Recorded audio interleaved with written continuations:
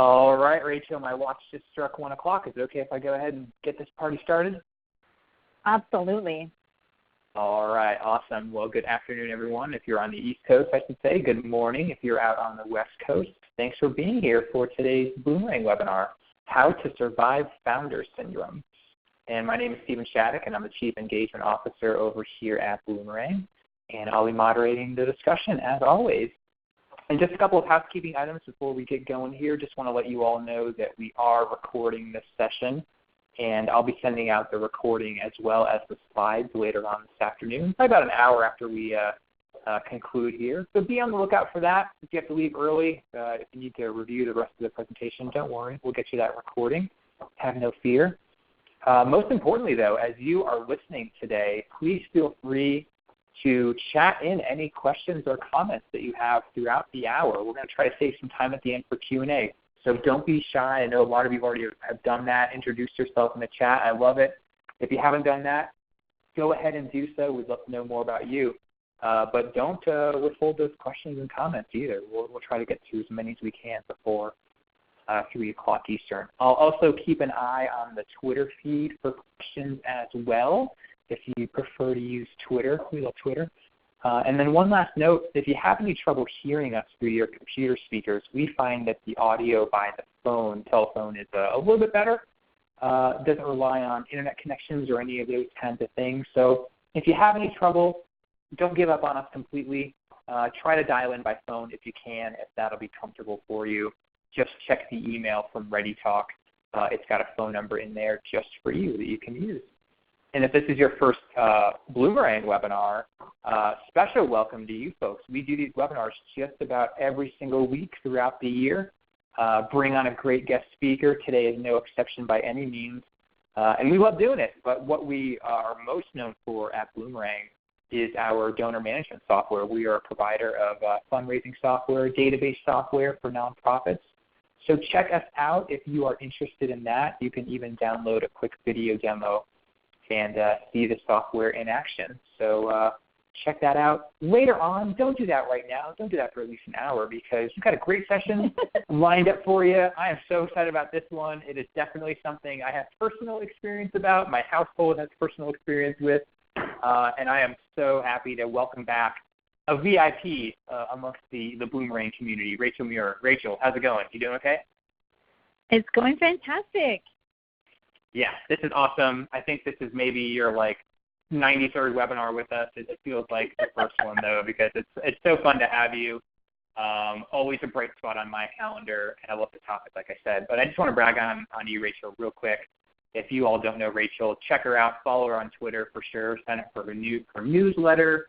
She does all kinds of awesome webinars throughout the year, not just for Bloomerang. You may see her at a conference. Go to her session. If you have a choice between her and other speakers, it's going to be a good one. You won't regret it.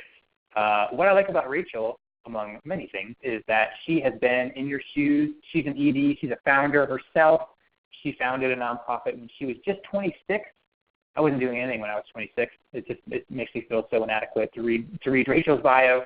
But she's going to bring a lot of that knowledge to bear here over the next hour or so. But in her fundraising career, her consultancy, she's helped organizations raise a lot of money, over $10 million. She's been featured in lots of different places. She's been named AFP's Outstanding Fundraising Executive of the Year. And you're about to see why. So, Rachel, I don't want to take any more time away from you. Tell us all about how to overcome founder syndrome. Take it away, my friend.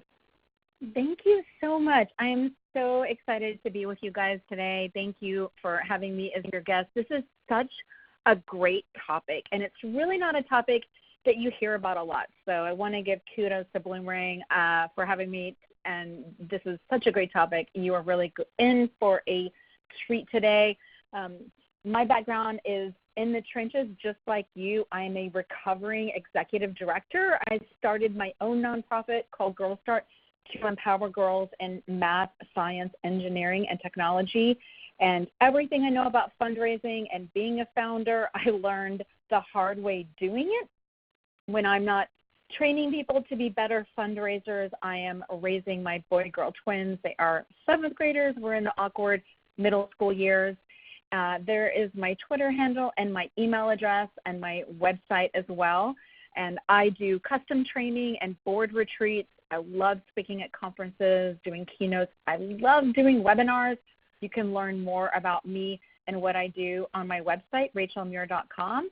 And I love doing webinars, and I do them all the time. So if you want to get invited to my free webinars, just sign up. Or if you want some templates to help you make your fundraising easier, I've got oodles of guides up on my website, from stewardship plans to discovery guides, and everything in between. So just feel free to have at those. Those are all free. I've got a really great ebook to help you with your board as well. I just did a class with Lynn Wester on donor surveys. So I just want to give a shout out. If doing a donor survey is something that you are thinking about in your fundraising future, if you do them right, you can dramatically boost revenue. If you don't do them right, you can frustrate your donors. This is a really great class, and it's got lots of eye candy examples in it, and even like a special teardown where we go through and critique surveys. So if that's on your radar, that's where you can find out more about donor surveys if that's something you're planning in the future. I mentioned that I do a lot of webinars. I'm actually doing one tomorrow on end-of-year fundraising made easy. So that's the link right there, makeovermyfundraising.com/webinar. If you are interested in getting a jump on year-end fundraising and getting lots of low-hanging fruit tips, we're going to be cussing and discussing Giving Tuesday. I'm going to be answering the important question, how much email is too much email? I'm going to be talking to you about how to warm your donors up before the ask with harvest time, and lots of website tips to help you boost your end-of-year fundraising revenues. So if you want some tips to help you make end-of-year fundraising easier, you can join me tomorrow. And even if you can't make it, if you sign up, you will be sent the recording. So I'm going to be your lovey for the next hour if you are experiencing founder syndrome. And this is what we're going to talk about today. We're going to talk about what founder syndrome is, who's involved, how to fix it. I'm going to give you a 12-step program for founders, board members, and staff. And I'm going to be taking your questions anytime. So you just feel free to type into the questions box any questions that you have. I've got plenty of time at the end here to answer all your questions. I don't think that founder syndrome is talked about or acknowledged nearly enough in our sector. And it can be an extremely painful, challenging, stressful, difficult, precarious thing to walk through, whether you are a founder or you work for a founder, if you know a founder, if you love a founder. It is a complex experience. And so I'm going to be digging into it with kid gloves. And again, I want you to feel comfortable typing in any question that you have. I'm speaking from experience here when I talk about founder syndrome on several different levels, because of course I was a founder and I started my own nonprofit organization, ran it for 12 years. But then after that, I got recruited to work for an organization where the board members were the founders and they had founder syndrome. And the one senior staff member thought she was the founder, and she had a very debilitating case of founder syndrome. I then worked for a small shop of 2 founders, and I then worked, actually before that, I worked for I managed an online marketing and fundraising consultant practice. I had a team of about 6 consultants that worked for me.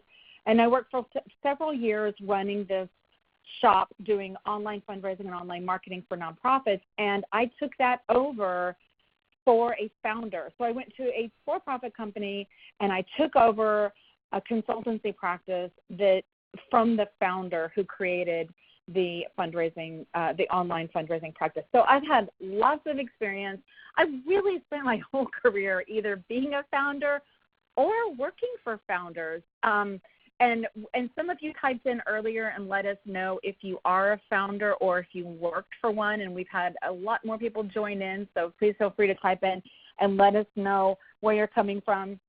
This world gives us lots of opportunities to work for founders, whether it's the for-profit world or it is the nonprofit world. We're letting it all hang out today. You are in a safe space. Working for a founder can be one of the most amazing, exhilarating experiences in the world, and it can also be really, really challenging. And in particular, I'm going to be talking about exit strategies, and I'm going to be talking about transitions, and I'm going to be talking also about what this looks like and feels like for the different people involved. So you're in a safe space. We're letting it all hang out. You can talk to me like you would your best friend, cussing if you want. It's all fine, because this can be a really complicated, difficult, tension situation, and the founder may not be the one experiencing the tension, but everyone else might be. So you're in a safe space, and if you're in an environment where you're working for a founder,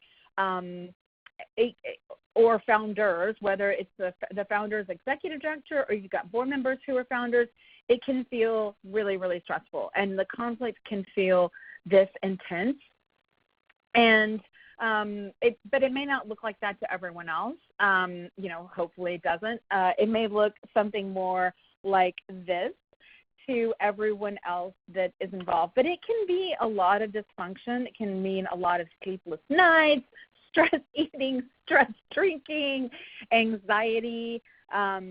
It can be really, really frustrating, and it can also be really well hidden. So we've got lots of folks that are founders that are excited about exit strategies, people that have been working for founders.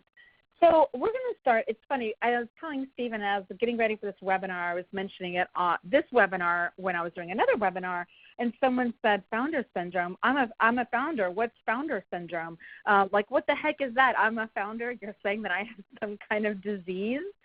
So founder syndrome is not specific just to nonprofits.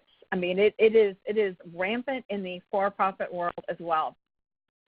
And it is a treatable affliction. It is often found among visionary entrepreneurs and new organizations. If it's found in an established organization, it's usually associated with some kind of a quest for change. And it's not limited to nonprofits, and it's not limited to founders. You can have founder syndrome if you have worked for a nonprofit for 7 years or more. You can actually exhibit many of the same qualities that would be associated with a founder. So why is this so terrifying? I mean, in a bad case of founder syndrome, you could feel like Dorothy over here. You can feel lost and scared and helpless, and like if you work for a founder and they have a really bad case of founder syndrome, you can feel like nothing you do is right, and you can feel really confused, and you can feel like it's the founder's way or the highway, and you can feel terrified and uncertain about confronting them and how you confront them. In one of the most negative forms, it can get really, really toxic. It could lead to unethical behavior, a dysfunctional workplace, belligerent secret meetings, bullying. I mean, I really hope that no one is going through this right now, but it can get toxic. And this could be behavior that's seen among a founder. This could be behavior that's seen among board members who are founding board members and not really willing to let go of the reins, or aren't open to change, or are terrified that someone's going to, change things, or it's a threat to their leadership.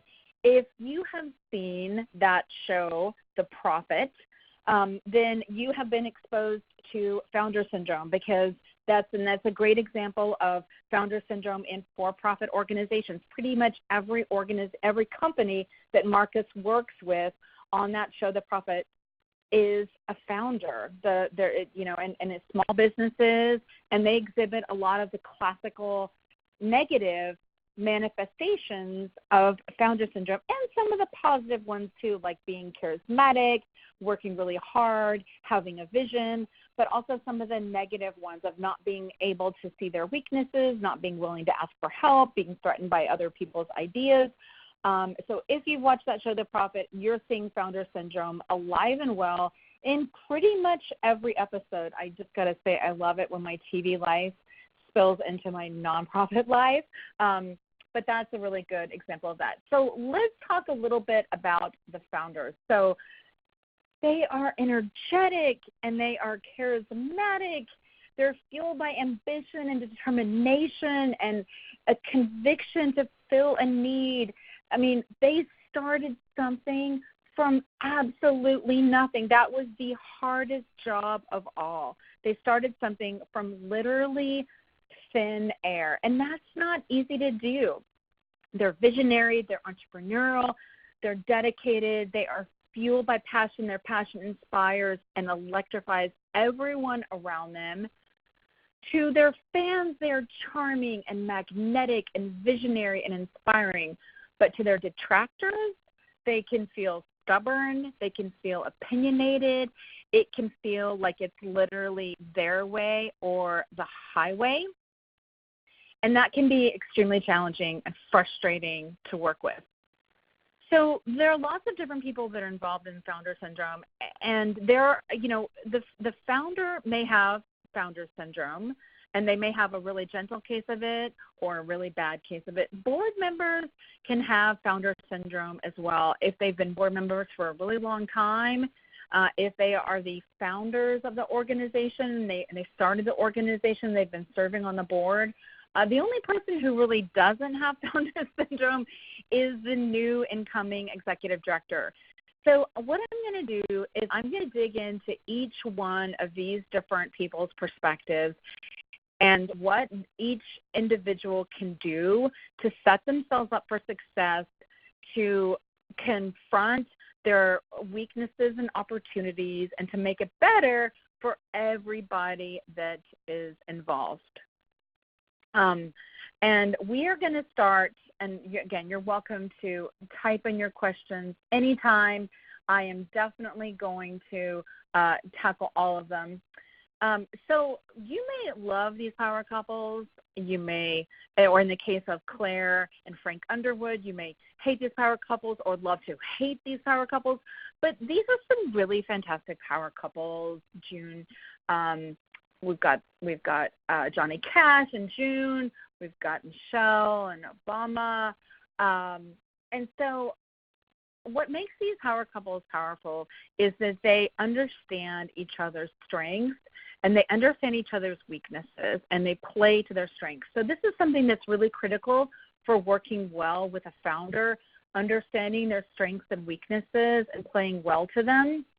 But it's also kind of how I want to frame the context of, in order for us to be successful working for a founder or dealing with founder syndrome, it's really important that we be able to put ourselves in the position of the other party.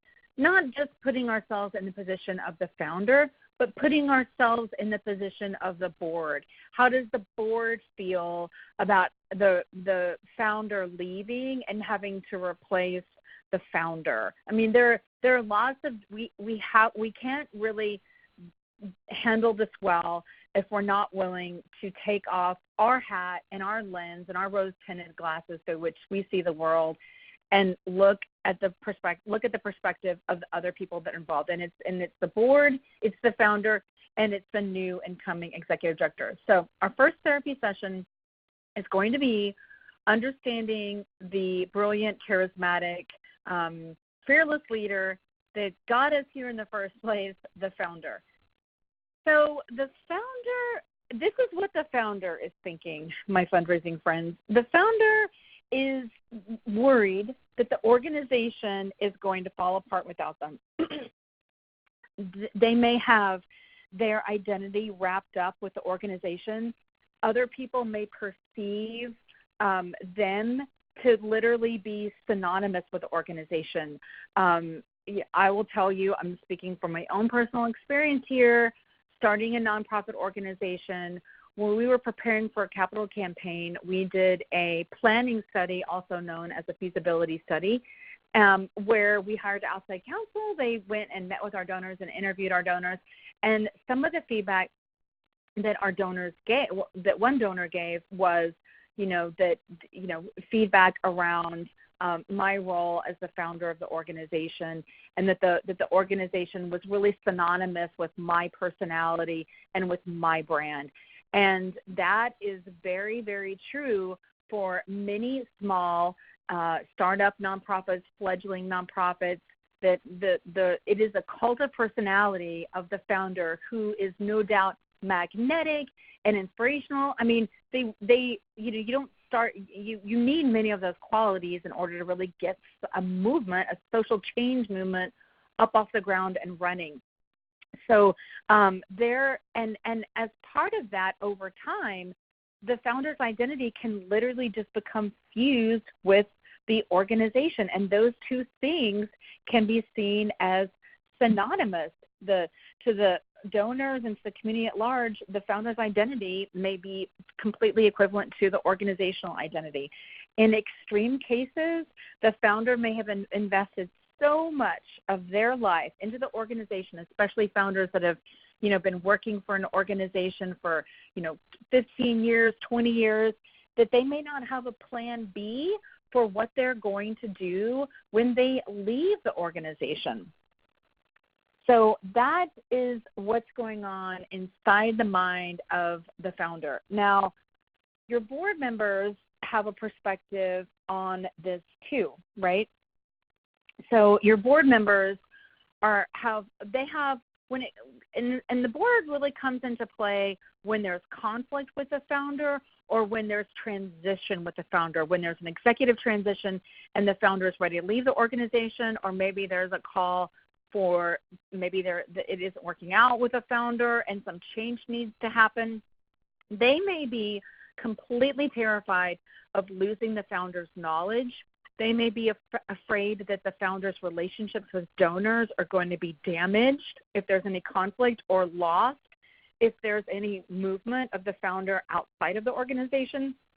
They may be on that board because the founder recruited them, and they may have a deep, close personal relationship with the founder. They might just be totally resistant to change. They may not want the extra burden of doing an executive director search, and that's real work. They may have felt like, I didn't sign up for this, having to go out and do a search, having to hire a search firm, having to step in and either hire an interim executive director or provide some kind of leadership and stability and focus for the staff, having to comfort staff when this news is made. I mean, they may have really felt like, I didn't sign up for this. I don't want to do this.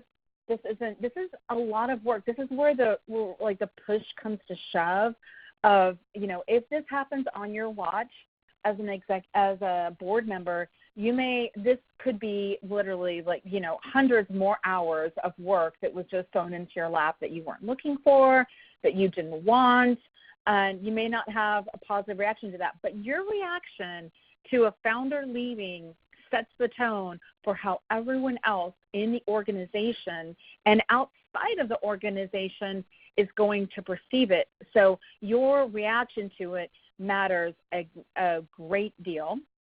And then we also have, what does this feel like and what does this look like to the new incoming executive director? So I know I have twins. Stephen has 2 kids, including a baby girl. And, I just had the twins. But maybe Stephen and his wife felt like this with their firstborn son. Maybe they felt a little bit nervous the first time they had a babysitter come in and they left the house and, gave that babysitter the reins. So this is how it can feel like, and I can tell you from my own personal experience as an incoming executive director, new incoming executive director, working for board members who were founders, I felt like I had walked in to babysit a newborn baby and the parents of the newborn would not leave the house. They were not willing to hand over the baby and get out of the front door and go out to eat or wherever the heck they were supposed to go. They just weren't willing or ready to do it. And it can feel extremely demoralizing and frustrating and humiliating to the new executive director. They may be sitting there thinking, what is wrong with these helicopter board members? They won't, I'm ready for the reins. Why did they hire me in the first place if they're not going to let me do my job?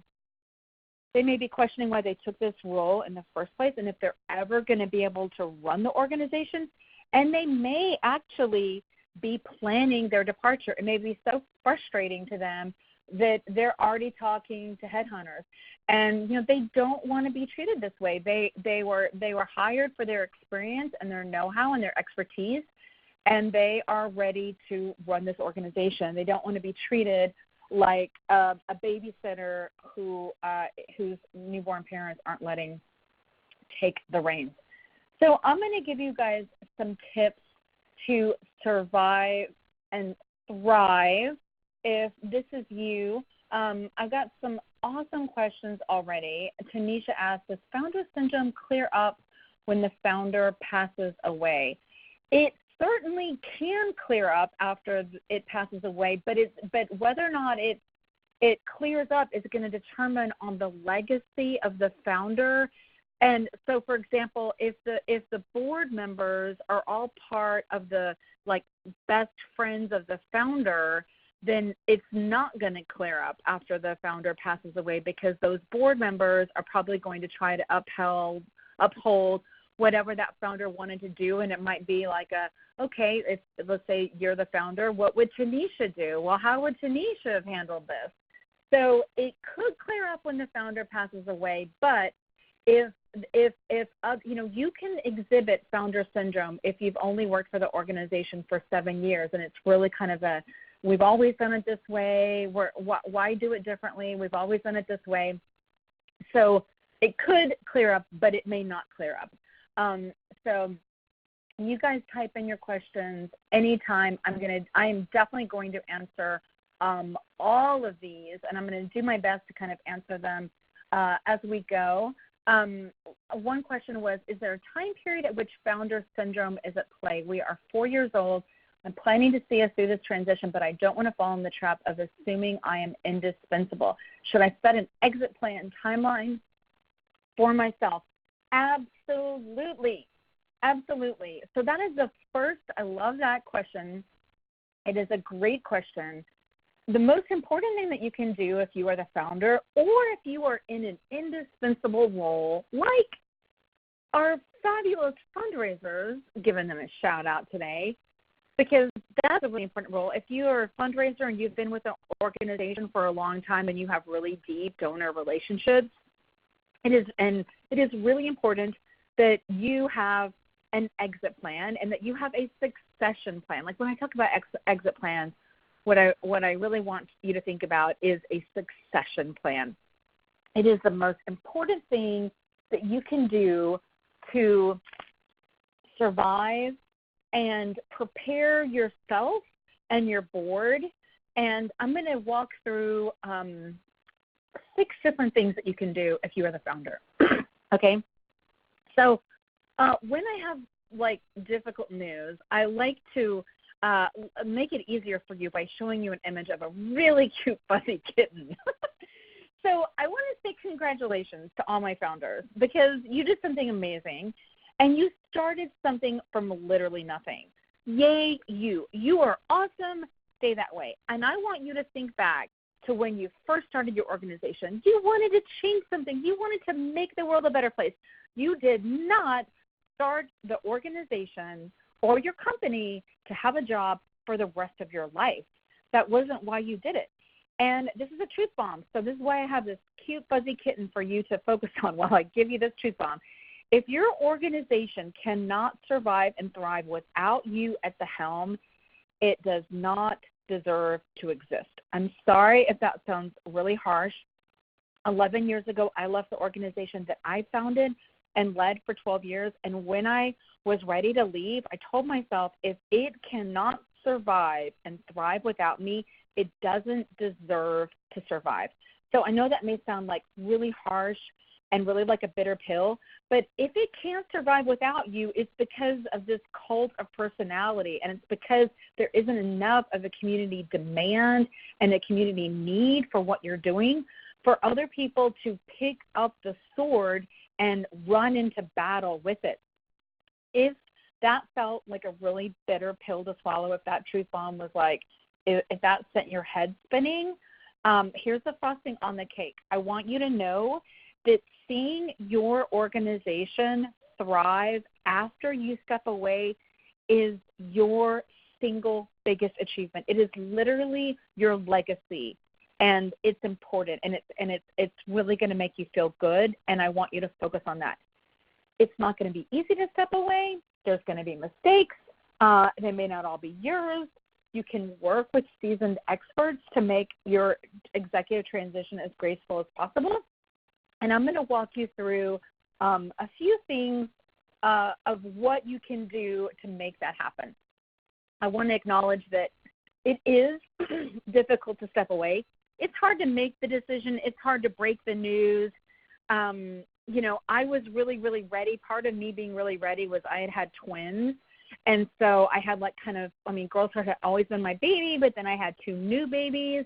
But I had, I'd been running the organization for 12 years, and I didn't start the organization to have a job for the rest of my life. I was 26 years old when I started it, and there was more that I wanted to do. So know that there's going to be mistakes. They're not all going to be yours. Other people are going to make mistakes that frustrate you, mistakes that you can't change. I highly encourage you to seek outside help for your own sanity, as well as for the sanity of your staff and everyone involved, because outside help can really help. There are many, many executive transition firms. Of course, obviously, there's recruitment. But the bigger piece, and you can just Google exit plans or transition plans. There are so many free templates of exit plans and transition plans that you can find online. Basically, some of the core components of a transition plan is an updated job description. And then the other pieces is the work that you're going to do to build your bench.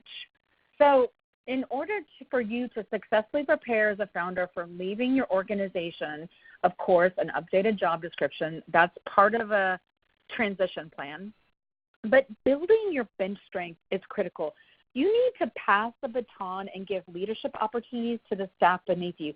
You need to show them off. If you have someone you've been grooming to take the reins, your board is not going to suddenly automatically be like, oh my gosh, we should totally give the reins to Chase. He is great, and he's been working so hard.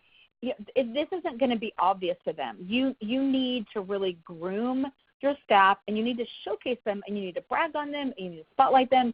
You need to, and it's not just to your board, but to your donors and other people in the community. You've been the face of the organization, and in order for you to transition, you need to start giving the spotlight and the credit to other people. You need to give your staff more autonomy in their decision-making process. Taking a sabbatical is a really good strategy. I had a built-in sabbatical there because I had twins, so I had maternity leave. But that was a really good opportunity to build my bench strength, and I had been building it for a long time before then. Crafting a succession plan, again, I encourage you to have a succession plan not just for yourself, but also for other key leaders, especially the development director. Having a succession plan goes a long way to help proactively deal with any fears that your board or other people have about your departure, or any fears that people might have about your development director's departure. So succession planning is not a dirty word. It's really about being prepared. And one of the key elementary pieces of that is going to be an updated job description, but that's just kind of the beginning of it. Planning your communications is critical. Now, that means who are you going to tell when, starting with your key players, your key donors, your inner circle, and moving on to outer circles, the public at large and extending out from there. This is a really, really important part of a transition plan. You've got to update a job description. You've got a communication plan. Now, it's funny. There were a couple questions at the beginning before we started about joining the board. I have a really strong opinion about this, and I don't have this opinion in a vacuum. This is actually considered best practices. I do not encourage a founder to transition from being the executive director of the organization to becoming a board member of the organization. And I know that that is really, really hard. And I know that for there are organizations that just flat out don't do that. I do custom training. I did a custom training for an incredible organization, and they told me point blank, we don't understand, like, you started that organization, why are you not the president of the board? Why are you not we think that if you start the organization, if you're the founder, you should go, when you're ready to leave, you should go be on the board. So there are a few different reasons for that. If the founder moves from being a paid staff member to being a board member, everyone on that board is going to look to that founder's opinion on every decision possible. And it isn't fair to the new incoming executive director. It doesn't give them the runway to assert their authority, to assert their leadership, to be respected. Everyone's going to be sitting there going, oh, well, okay, well, I mean, how would Rachel handle this? What would Rachel do? Well, let's ask Rachel what she thinks. Or kind of, stepping around her or him. So it is not a good plan to join the board. You need to take time away. You can still be a donor of the organization. You could volunteer in other capacities, but I do not encourage you to take a board position. It is not a healthy decision.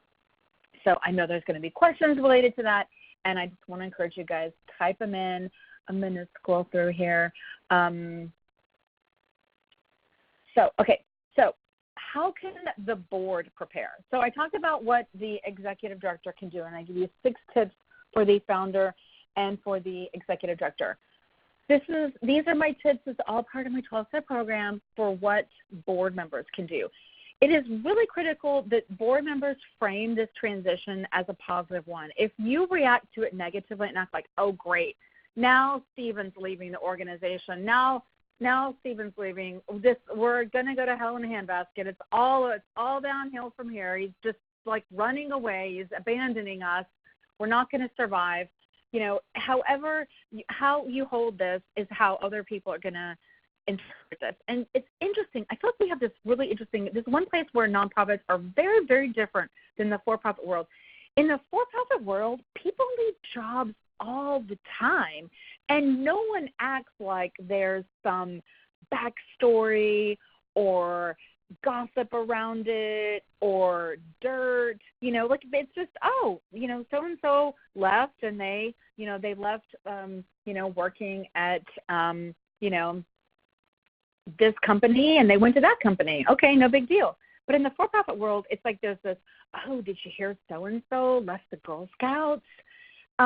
Which I think is kind of odd. But this can contribute to board members acting and perceiving it negatively. And the truth is, these are people's careers, and there are a lot of amazing, fantastic things that they're going to go on to do. And it is an opportunity when the old leadership steps down. It's an opportunity for new leadership to step up. And it's really important in nonprofits that there be a career path. If you have a founder who's been there for 10 years and, other people who may be advancing in their careers might feel like, is there an opportunity for me to grow here? Is there actual upward career paths for me here? They need to feel that way. So when one door closes, another door opens. I'm an extremely positive person, and it is extremely important that the board frame this as positive, because it's the board members that are going to step in and be the face of the organization in a transition. They're going to be responsible for doing a search. They're going to be responsible for interviewing and hiring the new executive director, and having a negative attitude about the founder leaving isn't going to be positive for staff. It's not going to be positive for donors, and it's certainly not going to be positive for the new incoming executive director. It is definitely going to take some tact. It's like tact is going to be like a muscle that is going to really get stretched during this. Founders have egos, sometimes big ones, and it is up to the board to frame the transition as a positive one while honoring and celebrating the contributions of the founder and welcoming and celebrating the new leadership and the new executive director that is going to come in. Is there a fundraising opportunity in that? You bet there is. There's a golden fundraising opportunity to have like a leadership circle, some kind of recognition for the outgoing founder. There's lots of awesome fundraising opportunities within this context, but it takes a lot of diplomacy and tact to have a graceful transition and a graceful exit. It's going to be extra work, and they're going to need to have some executive transition expertise. There's lots of great organizations that consult with nonprofits and help nonprofits through transitions, but there needs to be a thoughtful communication plan around who's contacted. This whole transition needs to make your key donors feel like they are in your inner circle and like they're part of something and they're in the know. And you don't want this to feel negative, to scare people, or to make people feel like, wow, all that happened and I was like a really big, important donor to them and I didn't know about it and now there's new leadership. Where am I in all this? So that's why it's important that you take the time to get some expertise and think about all these elements that I'm telling you. If you, my friends, are the new incoming executive director, then this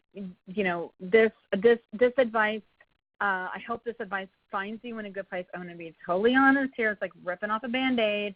The first thing you're going to need to do is you're going to need to pick your battles, because there may be some element of like who moved my cheese going on within the organization, and it's not necessarily, it could be board members, it could be staff members. We've always done it this way. So you're really going to need to be strategic about, it's going to take a lot of diplomacy and a lot of tact, and you're really going to need to be thoughtful about what battles you choose to engage in. Hopefully there's few. You need to establish your credibility quickly. So a couple of quick wins are going to be really important. They're going to be really important for you to, prove yourself. You're going to need to make yourself available to donors in that inner circle immediately. They need to feel respected. They need to feel like you're accessible to them. They need to feel like they are respected and valued part of this exciting evolution for the organization.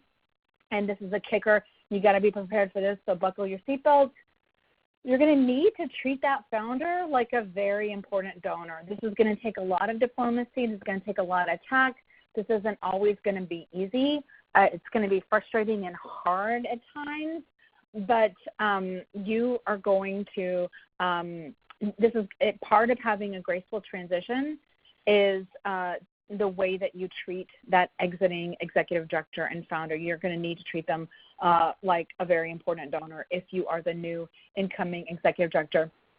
Another thing that can help is working on recruiting new board members who are not part of the founder circle. So going out there and recruiting more members, just flexing that muscle and starting to build relationships with people who you can bring on to kind of balance the board. Because if a founder's leaving and they've had their, all of their friends are on the board, like we'll say FOF, friends of the founder, they're leaving. They're not going to be doing a lot of board recruitment on their way out the door. So this is something for you to be mindful of and be aware of.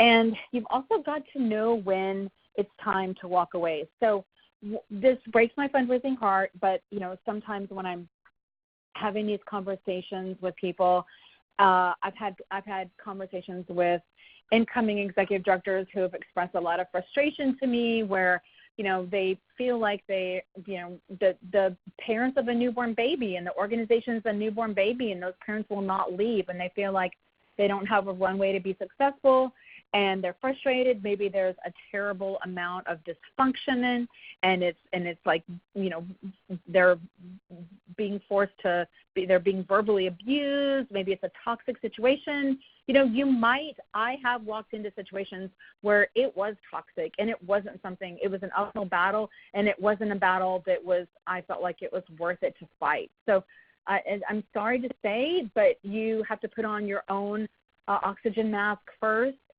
before you can help anyone else on the plane, including your children. And you have to know when you're going to walk away.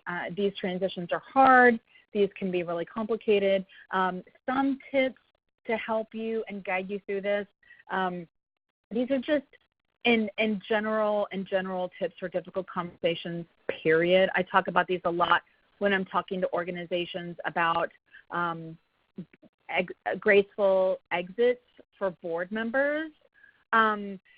Strong feelings mean we care. I mean, the most positive thing I can say to diffuse it when these situations get really negative is that strong feelings mean that we care. And it takes a lot of tact and a lot of diplomacy to be a founder leaving or to be an incoming executive director coming in.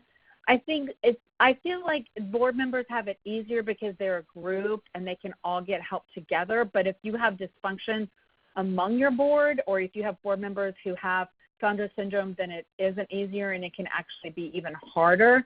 So these are some tips just to help you with difficult conversations. The biggest thing that I would say is having a transition plan. You know, that's the updated job description is really where it starts, and kind of the plan of action of, you know, who's in the communication loop and how will we handle communicating to all the parties that are involved. I am going to dig in here and answer some of your questions, and you guys still have time to type them in. Okay, so Laura asked, can you give an example of the positive storytelling you'd frame for a co-founder leaving? So, you know, this is, you know, it's an opportunity for new leadership to step up to the plate. You are excited and you are thrilled for new opportunities for the organization to grow and develop in ways that the organization couldn't grow and develop previously. A new executive director is going to bring on unique strengths that the prior executive director didn't have.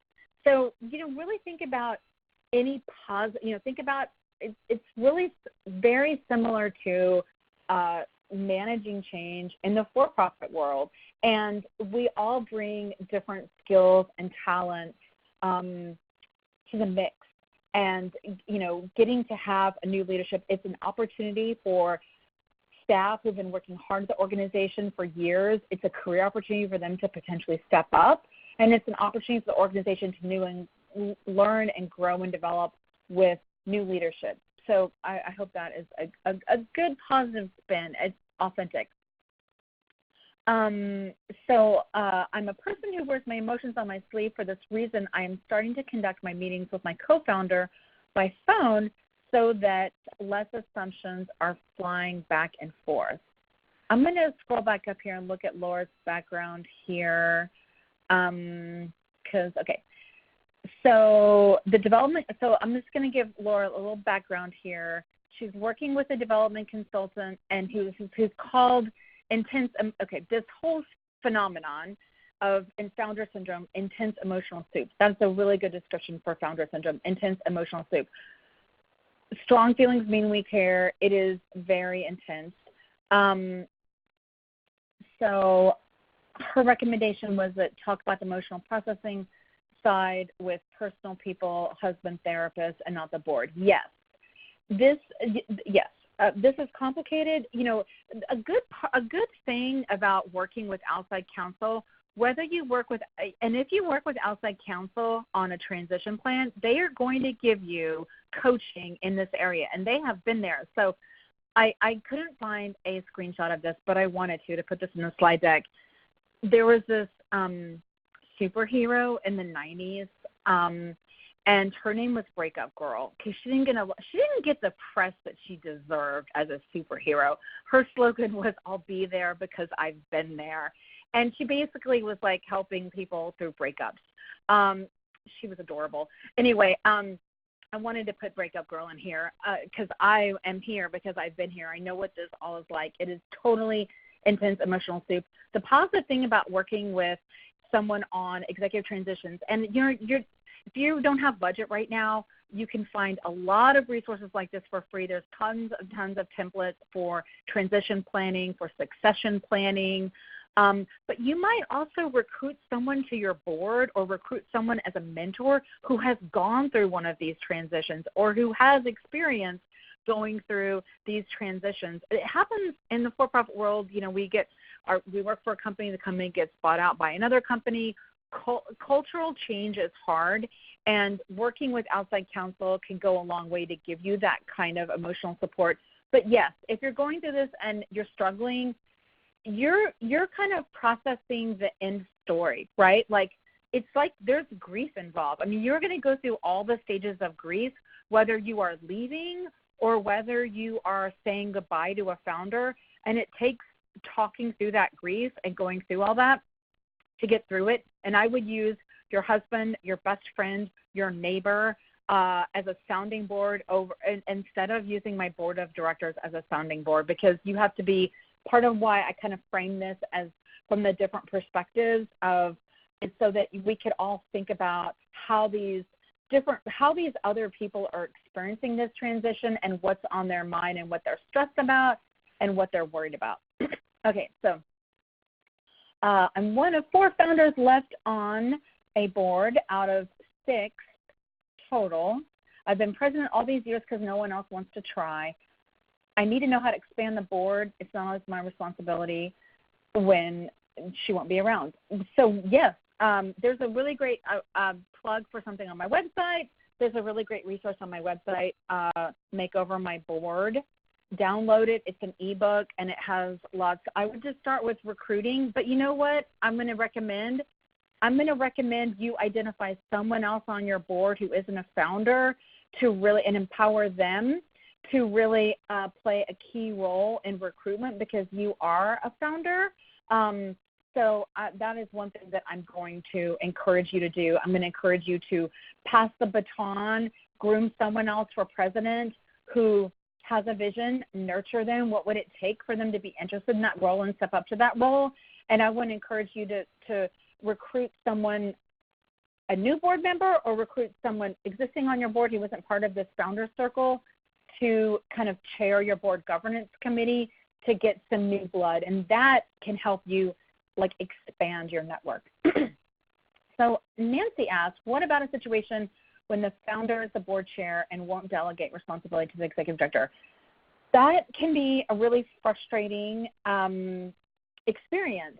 And, I have some tips for difficult conversations. It isn't easy. Sorry, it isn't easy. But I don't know. You can tell me how long you've been. I don't know if you're the executive director, Nancy, or if it's someone else. But this, an executive director who's robbed of their powers isn't going to stick around. And a new executive director coming in isn't going to be able to survive it either. And so not addressing it is perpetuating a dysfunctional scenario. And maybe one way to help it could be my kind of go-to with boards and with creating change on boards is doing a board survey, also known in real world as a board assessment, but sometimes assessment can be kind of a negative word. But this could be something that you addressed in a board survey where you ask some questions. You could ask some strategic questions about, does our executive director feel empowered to make decisions independently, or what can we do to empower our executive director?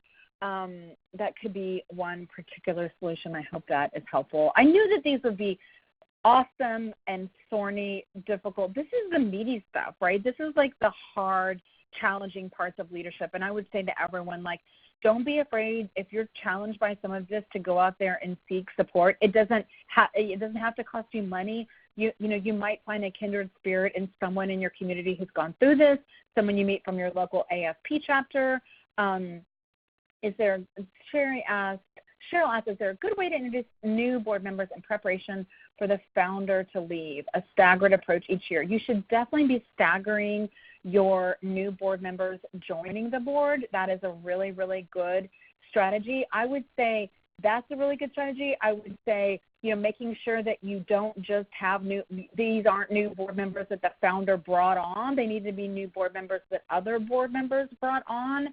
And I would say having a succession plan, and I would say talking with the new incoming board members about the succession plan when they come on and you're recruiting to the board is positive as well. Oh, this is a good one. Danny asked an awesome question. I love this. I've seen this go down. How do you handle an executive director that announces retirement? The board hires a new executive director and an old ED decides to not fully retire. I have literally seen this. I was at a fundraising conference and I met someone that I knew who was the development director, and she was like, I'm so excited to introduce you to our new executive director. And she had the former executive director who was there, and he was basically just kind of still acting like he was the executive director of the organization, and everyone was kind of just like tolerating it. He was having a hard time transitioning. He had so much of his identity wrapped up with the organization that he was having a hard time transitioning. But I would say the other board members need to have a conversation with the old ED. The new ED is not going to be able to be successful, and it isn't fair to them, and it isn't fair to the organization. One person does not get to take down the whole ship. Am I right, my friends? One person does not get to take down the whole ship, and it isn't fair to the new executive director or to the organization that they aren't retiring. So this is why we don't want the former executive director on the board. We have to give them the space.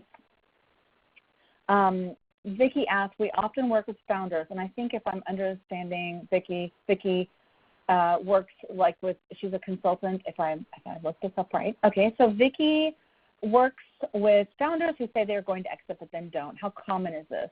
Any suggestions for consultants working with them? Yes, I would say hopefully they're not in the same place what Donnie described, where the board has actually gone out and hired a new executive director and someone has quit their job to go start a new job and then not really able to start their new job. I don't know statistically how common that is, but I would say it's really common and it's guaranteed to happen if they're serving on the board, and that's why they shouldn't serve on the board. But I would say all the tips that I gave for the outgoing founders, they need to be ready to make a clean break from the organization. If they don't, they're not setting it up for success, and that isn't fair to the organization. You can remind them you didn't start this organization so that you would have a job for the rest of your life.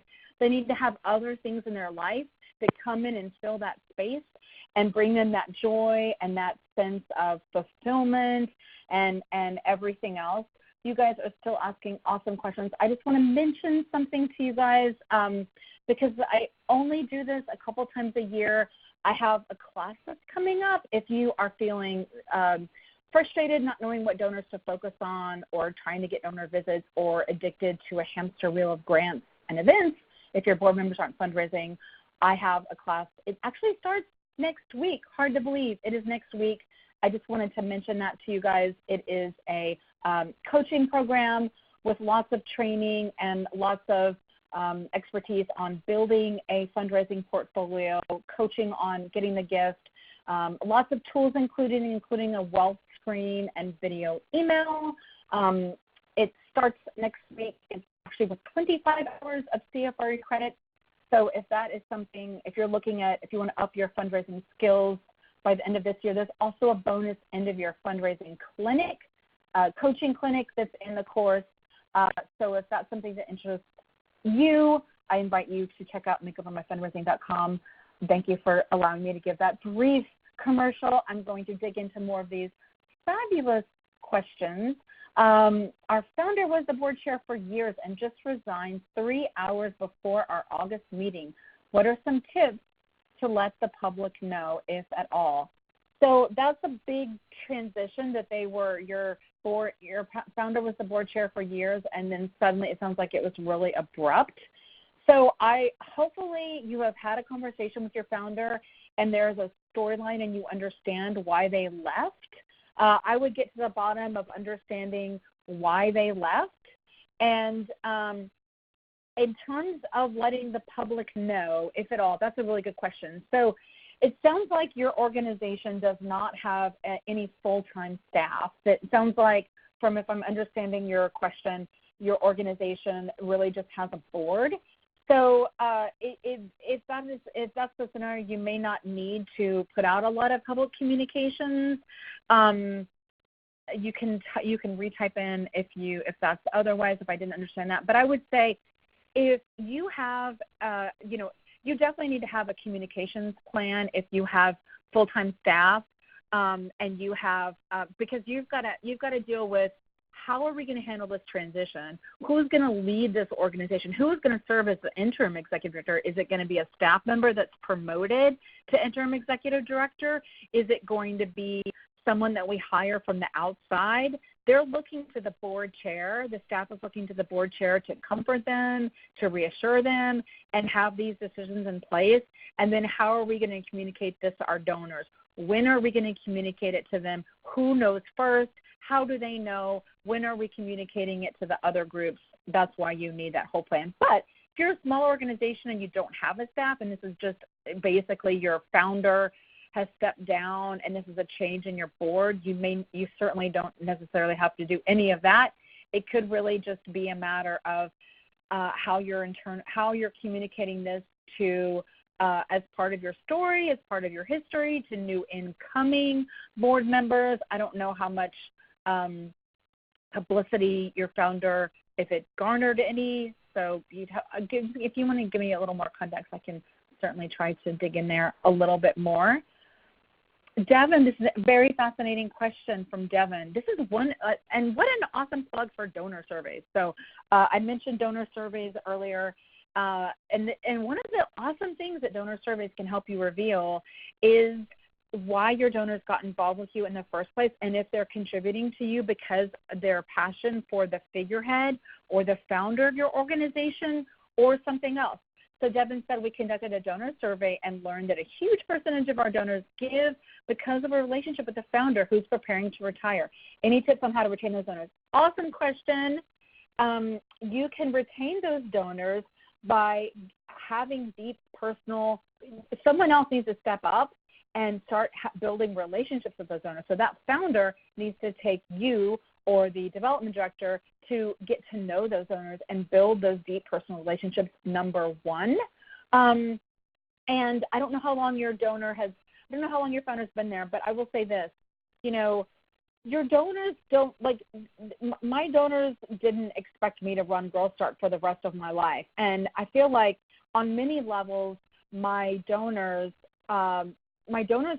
embraced a leadership change. And your donors may be, I ran the organization for almost 13 years. Your donors may be less resistant to embracing a leadership change than you think, but the important thing is that those relationships don't fall through the cracks when you have a staff change. You don't want staff attrition to result in donor attrition, and the only way to get around that is for you to build good relationships with those donors, and you need to be prepared to have who is going to find out about this change first, how are they going to find out, and all that communication needs to reassure the gratitude for the donor, confidence in the organization, and excitement about the future. How you hold this, whether you're a board member who's totally freaked out about change and transition, other people are going to pick up on how you hold it. So Elizabeth asked a great question. What is it? And if I didn't ask all of these, you're welcome to email me. By the way, I have this if you wanted some fundraising tips for end of year, you can join me tomorrow. This is my email address. Elizabeth asked, what's a typical onboarding period for a new ED, 3 months, 6 months?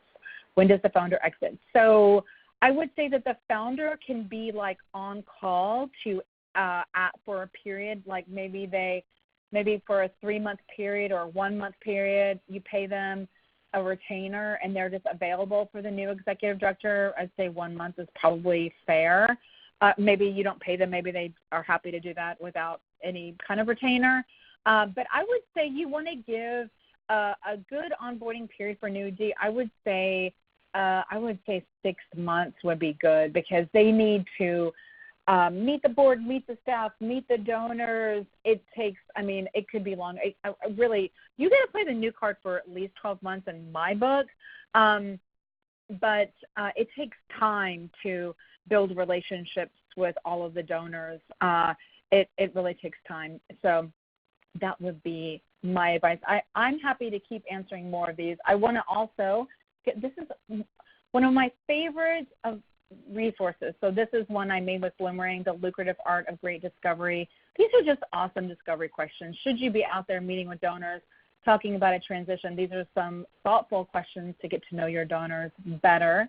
I'm happy to keep answering a few of these if it's okay with you, but I want to be sensitive to time, Stephen. It's totally up to you. I'm super happy to ask a few more of these if you like. Yeah, why don't we do a couple more? Awesome. Okay. So Allison asks, our founder wants to get off the board, their president, and has for about a year. They have completely stepped back, and besides from coming to meetings and giving opinions there, how do we deal with that? They aren't willing to help with their succession replacement. Okay. So the founder is the president, and they've wanted to resign from the board, but they're still coming to meetings, and they're not, okay. So this is interesting, because they want to get off the board, but they're still coming to meetings. So I would say you should have someone else on your board who is ready to step up as president. And it doesn't have to be, you should have someone else on your board who is ready to step up. That is my advice there, because I would say it isn't necessarily the founder's job to help with their succession and replacement. So let me clarify that. It is not the founder may want very, very deeply to help with succession and replacement. I groomed someone remarkable to be my successor. But you know what? The board members, it's up to the board to hire the executive director. Now, I know what Allison's talking about is board. She doesn't have a staff. She doesn't have paid staff. She's talking about the founder's on the board, and he's ready to get off the board, but they don't have someone else but he's not willing to find someone else. Your board, your executive committee, your other board leadership should be able to step up and have another board member become president of the board, or be active at recruiting other people who can step up to the plate. And you should have a transition plan for when they are going to actually leave the board. But in the scenario of a paid staff member, the paid staff member may really want to find their successor, and the board may not be okay with that or interested in that. And it is the board's job to hire and fire the executive director. So that could be just, that's the board's decision, and it's not the founder's decision of founder being a paid staff member. Dawn said, I'm a founder of many years. However, this is a 1.5 person office, and I have no one to succeed to. The question we are grappling with is, should we bring in an associate director to learn the ropes and then take over, or just look for a new CEO? I would just look for a new CEO personally. That would be my advice, because you can only hope that that person is going to take the ropes, and they may not want to take the ropes. So I would just go ahead and look for a new executive director to take over. That would be my advice. Let's see, I think that's everything. Okay, here's an interesting question from Barbara, and it's a quick one. The ED is frustrated and ready to leave. What can be done to move the founder as an emeritus position and save the really good ED from leaving? Well, this is where stuff gets complicated and it gets messy, and the sad thing is that this kind of dysfunctional relationships can make EDs just ready to walk straight out the door. So you can recognize the founder with lovely glowing sentiments with a tribute. It could be a fundraiser. It could be a founder's circle. It could be a founder's fund. You can do so much to honor and celebrate the founder that doesn't involve them coming into the office or attending board meetings. You can do that. If you need more help, there are resources there. You can look at board transition, executive transitions. But I would say this one person does not get to take the whole ship down. And the value of the organization and what the organization brings to the community is too important to let one person destroy it. The greatest, in a perfect world, my fundraising friends, in a perfect, beautiful world, founders would realize and recognize that seeing the organization survive after they leave is their single biggest achievement. You can communicate that to them. It can be hard for people to let go. Their identity can be swept up in this. This can be, if you're feeling like you're stuck and you can't get out, there is help. This is executive transitions are real. There are experts out there that can help you with this. So don't give up. There's hope. You took the first step. You joined us today. You took the first step. This isn't always easy. This can be complicated. It can be sticky. But don't give up. You can get there. And if you're a new incoming executive director and you've been beating your head against the wall, sometimes you can't get through, and that's unfortunate. But there are many great organizations out there desperate for your talents. And these are all thoughtful things. We only learn from our mistakes, right? These have been my experiences working for a founder's board, some of the most painful, excruciating experiences of my life. I learned a lot from them. On the plus side, I wouldn't be able to speak from experience to you beautiful people today if I hadn't gone through all that grief and tears and sleepless nights. I do have the scars to prove it, but I hope that you have found today helpful and enjoyable. If you want to join me tomorrow to talk end of year, that's what I'm going to be doing, and that's my contact information. And I think I answered everything, but if I didn't answer something that you asked, you're always welcome to shoot me an email. All right. That was awesome, Rachel. Thanks for staying a few extra minutes longer to answer more questions. And thanks to everyone else who stuck around beyond 3 o'clock. This is fun. I can't ever remember getting this many questions. So I think you definitely touched on some important issues here, Rachel. So thanks for being here. Thank you. This was fun. Definitely check out all the stuff Rachel talked about. Check out that class starting next week. It'll be a good one, of course. Check out Rachel on Twitter. Download that ebook, of course. Check out all those links. And if you didn't get your question answered, I know there were a lot we didn't quite get to. I'm going to give Rachel the chat transcript. So maybe you might get an email from her later on if that's okay. If you don't mind me offering that up, Rachel. Yeah, no worries. Awesome. Well, we are going to call it a day there. We've got a great webinar coming up next week. Rob Wu from CauseVox, a buddy of ours, great software over at CauseVox, is going to be talking about digital fundraising ideas. We're coming up on year end, coming up on Giving Tuesday. He got some really cool, very practical and tactile things that you can put into practice probably same day. I've seen his slides and some pretty cool ideas there that I haven't seen anywhere else. So next Thursday, 2 p.m. Eastern, join us. If you're not available that time, we've got lots of other webinars available throughout the end of the year. We even got some scheduled out into next year already. Can't believe it, but we'd love to see you again on another session. So look for an email from me with the recording and the slides. I'll get that in your hands this afternoon, I promise. Definitely reach out to Rachel, and hopefully we'll see you again on another webinar. So have a good rest of your week. Stay warm out there. Stay cool out there, no matter where you are. Stay safe, and we'll talk to you again soon. Bye now.